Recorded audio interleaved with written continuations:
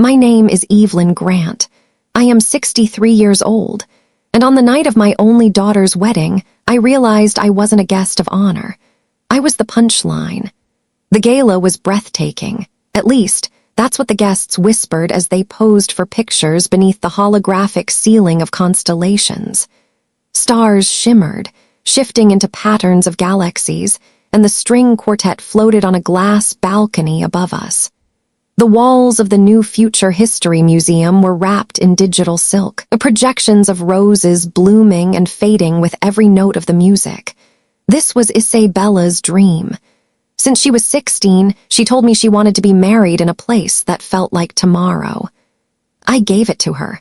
Every chandelier shaped like a comet, every table crowned with orchids that glowed softly in their glass vases, every hand-lettered program printed on shimmering polymer.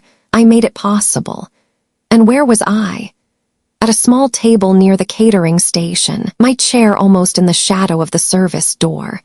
I wore a midnight blue dress I had chosen carefully, the same shade she loved as a child when she'd point at the sky and call it Mom's color. But no one noticed. Not that they were meant to. I had learned over the years how easily a mother becomes invisible once the stage lights move on to someone younger. Then he came Adrian Blake, my future son-in-law.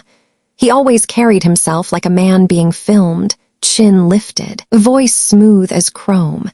He held a glass of synthetic Merlot, its deep red catching the flicker of neon from the ceiling. His smile was the kind people practiced in mirrors, charming, sharp, rehearsed. "Professor Grant," he said, loud enough for the nearest cameras to catch. "You've been quiet all evening. Let me add a little color."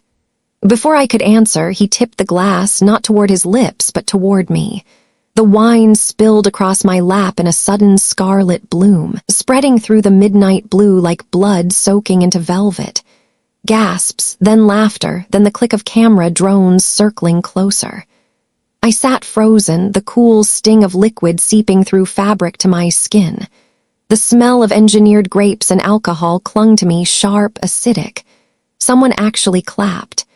And in that moment, beneath the holographic sky, with scarlet dripping from my dress and strangers laughing, I realized I wasn't a mother here.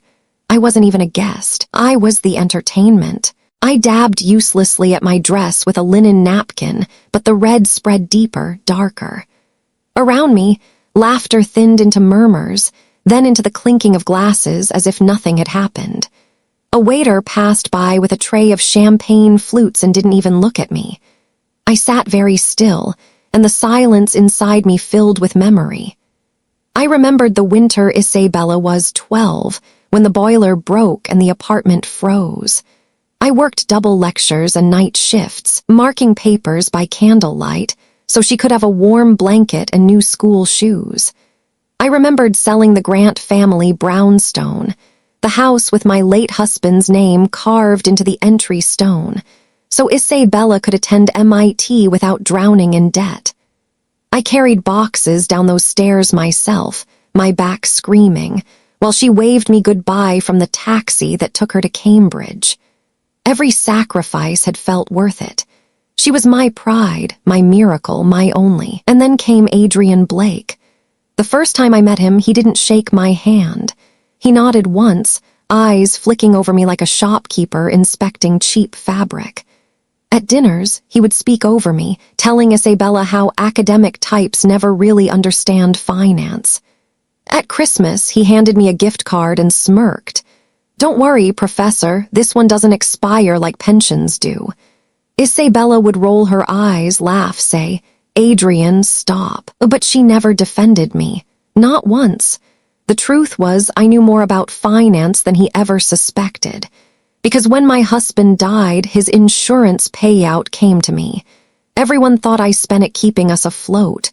What no one knew, not even Isabella, was that I invested it. Carefully. Quietly. For decades, I studied markets the way I once studied ancient empires, patterns, rises, collapses. And when Adrian's company launched its ambitious project, a chain of vertical smart cities, I saw the opportunity. I bought in. Big. as a silent investor under a trust name no one traced back to me. The irony was exquisite. The man who mocked me over every glass of wine, every holiday table, was building his empire on my money. And tonight, in this glittering museum, he laughed as wine bled across my dress like a wound, convinced I was powerless. I touched the fabric, still damp, and felt something hard inside my clutch. A day-ship drive, smooth and cold, holding the truth of my investments. His empire wasn't his at all. My chest rose, steady. For 63 years, I had believed love meant patience, sacrifice, silence. But sacrifice had only taught them that I could be erased. And tonight, under the holographic constellations, I knew silence was over. The music swelled again, violins dripping elegance into the air as though nothing had happened. Conversations resumed, champagne glasses clinked, and somewhere near the front, Isabella laughed at a joke she didn't even hear. I stayed seated, feeling the wine drying on my dress, sticky against my skin. I let the humiliation linger, let them believe it had broken me. And then I stood. The movement itself startled people. Camera drones whirred closer, curious. My heels clicked softly against the polished glass floor as I walked, past the glittering tables, past the servers carrying trays of canapés shaped like tiny galaxies. I stepped onto the stage, where a line of donors had been giving speeches about legacy and the future of civilization. Someone handed me the microphone, assuming I was about to give a mother's blessing. I looked out over the room. Hundreds of faces, half amused, half disinterested. Adrian lounged at the center table, an arm thrown across his chair, grinning like a king on his throne. Isabella, radiant in her silver gown, froze when she saw me, her smile faltering. I raised the microphone. My voice didn't shake. "Good evening. My name is Evelyn Grant. Most of you know me only as the bride's mother. Tonight I was called something else, a beggar, a joke. Some of you even laughed. That's fine. But let me tell you the truth you don't know." The murmurs began. Adrian shifted, his grin tightening. I reached into my clutch and drew out the small, sleek data chip.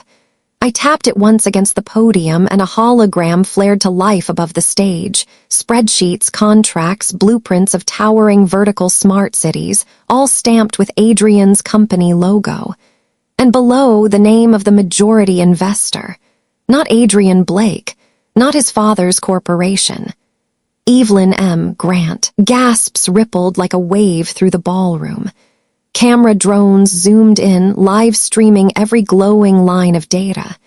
Adrian stood, pale now, muttering, "Turn it off, shut it down." But he couldn't, not here, not with half the city watching. "For years," I said, my voice cutting through the static of whispers, "I listened as Adrian mocked me, old woman, academic out of touch.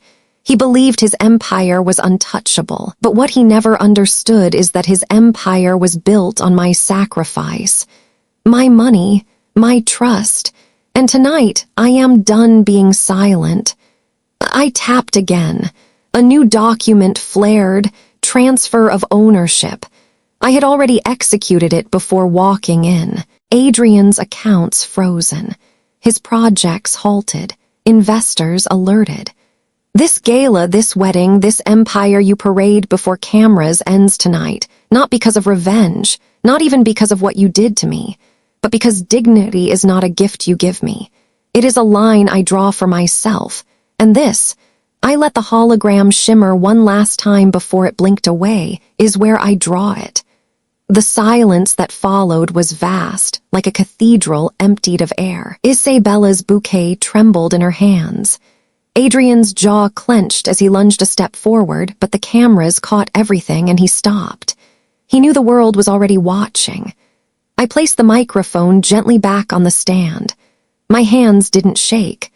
My heels clicked again as I turned, walking down the glass steps, past faces frozen between awe and shame. No one stopped me. The holographic constellations above shifted into a new pattern, Orion's belt, bright and sharp. And for the first time in years, I felt as steady as those stars. The museum doors slid open with a soft hiss as I stepped outside. The night air was cool, sharp with the scent of rain on glass and distant exhaust from hover cars weaving through Manhattan's skies. Behind me, the gala still buzzed with chaos, shouted questions, camera drones flashing, Adrian's voice cracking as he tried to spin the narrative. But none of that belonged to me anymore. The marble steps glistened under neon reflections. I walked down slowly, heels steady, each step firmer than the last. For the first time in decades, I wasn't hurrying to fix, to patch, to please. I was simply leaving. In my clutch, the day chip was still warm. But there was something else tucked behind it, a folded piece of paper. Not a contract, not a ledger, a letter. Isabella's handwriting, small and uneven from when she was 10. Mom, when I grow up, I want to be brave like you. Don't ever forget you're my hero. The ink had faded, but the words still held. My daughter had once seen me clearly before the world taught her to look past me. Maybe she would again, maybe not. Either way, I had remembered for myself. That night, I didn't answer the calls. Not Adrian's furious demands, not Isabella's tearful pleas. My silence was no longer surrender. It was choice. Days passed. The headlines spread. Billionaire groom exposed at his own wedding. Silent investor reveals truth. The fall of Adrian Blake. I stayed home, in my small brownstone apartment overlooking the Hudson, brewing tea in my chipped porcelain pot, tending to the balcony garden where lavender spilled into the wind. Letters began arriving, some from strangers who had watched the live stream. You reminded me that silence isn't strength when it hides humiliation. It's strength when it sets a boundary. I kept those letters in a small wooden box, not to gloat, but to remember, to remind myself that choosing dignity doesn't always look like winning. It looks like finally refusing to be erased. One evening, I stepped onto the balcony. The sky over New York shimmered with neon and drone lights, but above them I could still see stars. Real ones, faint but steady. I whispered into the night the same words my mother once told me long ago. Kindness is not weakness, and silence, when chosen, is power. And for the first time in years, I felt whole, not because I had destroyed Adrian, not because I had forced Isabella to regret, but because I had remembered something far greater. I mattered.